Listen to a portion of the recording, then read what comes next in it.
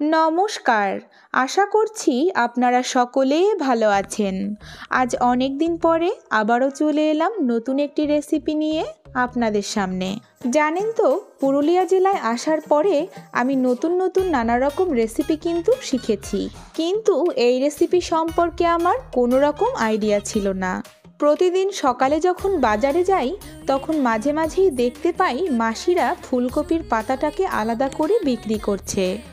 তখন আমি কৌতূহলবশতই তাদের কাছে জানতে চাইলাম, মাসি এই পাতাটা দিয়ে তোমরা কি করো? তখন মাসি বলল এই পাতাটা নাকি ভেজে কিংবা বেটে খাওয়া যায়।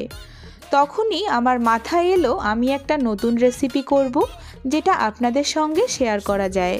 আর আজ সকালে বাজারে গিয়ে একদমই টাটকা পাতাসহ একটা ফুলকপি পেয়ে গেলাম, যে কারণে আমি কিন্তু আর পাতাগুলোকে আলাদা করে কিনিনি। দেখুন, এই রেসিপির জন্য কিন্তু শক্ত ডাঁটাগুলোকে বাদ দিয়ে শুধুমাত্র পাতাগুলোকে ব্যবহার করেছি, আর যেসব ডাঁটাগুলো একদমই নরম ছিল তার কিছু কিছু ব্যবহার করেছি। দেখে কিন্তু আপনারা সকলেই বুঝতে পারবেন। জানেন তো, এই রেসিপিটি যেদিন আমি প্রথম বানিয়েছিলাম সেদিনকে এক থালা গরম ভাত নিমিষেই শেষ করে দিয়েছিলাম।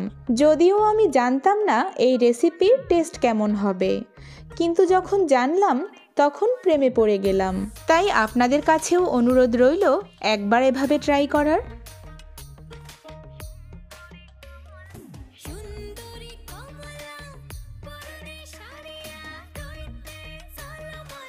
দেখুন, পাতাগুলোকে কিন্তু খুব সুন্দর করে আমি ধুয়ে নিয়েছি। এবারে একটা ছুরির মাধ্যমে একটু ছোট করে কেটে নিচ্ছি। একদম ছোট করে কাটার প্রয়োজন নেই, জাস্ট রাফলি কেটে নিলেই কিন্তু হয়ে যাবে। এবার তবে শুনুন ফুলকপির পাতার উপকারিতা। ফুলকপির পাতায় রয়েছে প্রচুর পরিমাণে ভিটামিন এ, যা কার্যকরভাবে সিরাম রেটিনলের মাত্রা বৃদ্ধি করে এবং চোখের স্বাস্থ্যের জন্য ভীষণই উপকারী।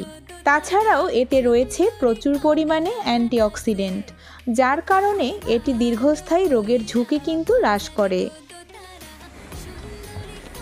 এবারে দেখুন, একটা প্যান গরম করে নিয়েছি আর তাতে 2 টেবিল চামচ সর্ষের তেল দিয়েছি।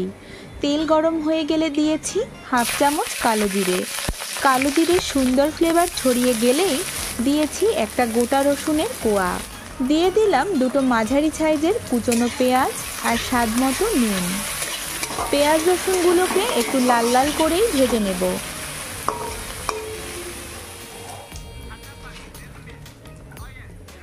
পেঁয়াজ রসুন লাল লাল করে ভেজে নিয়ে দিয়ে দিলাম কেটে রাখা ফুলকপির পাতাগুলো।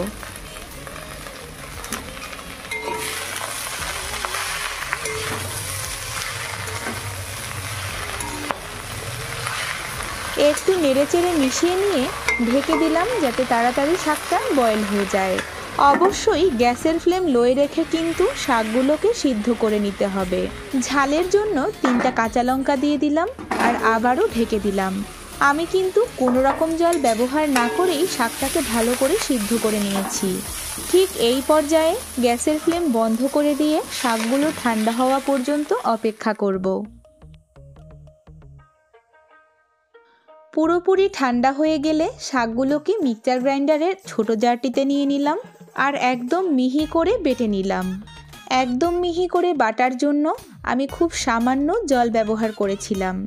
যেহেতু সামান্য জল দিয়েছি সে কারণে দ্বিতীয়বার আবারও রান্না করতে হবে, কিন্তু যদি আপনারা কোনো রকম জল ব্যবহার না করেই বেটে থাকেন সেক্ষেত্রে কিন্তু দ্বিতীয়বার রান্নার প্রয়োজন নেই।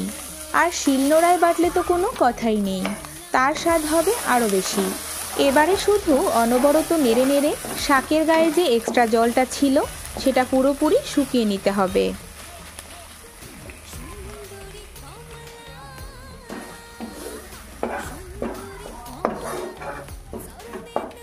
মোটামুটি 4 থেকে 5 মিনিট ভাজার পরেই কিন্তু এভাবে কড়াইয়ের গায়ে লেগে আসছিল আর দলা পাকিয়ে যাচ্ছিল।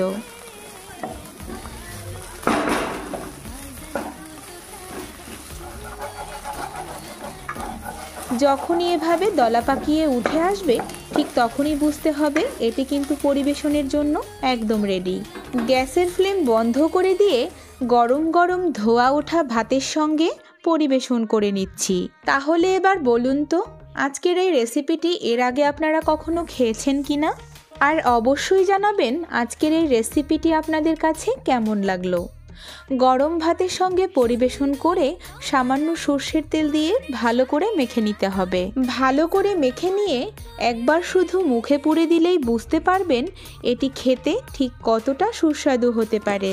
সকলের সুস্থতা কামনা করে আজ এখানেই শেষ করছি।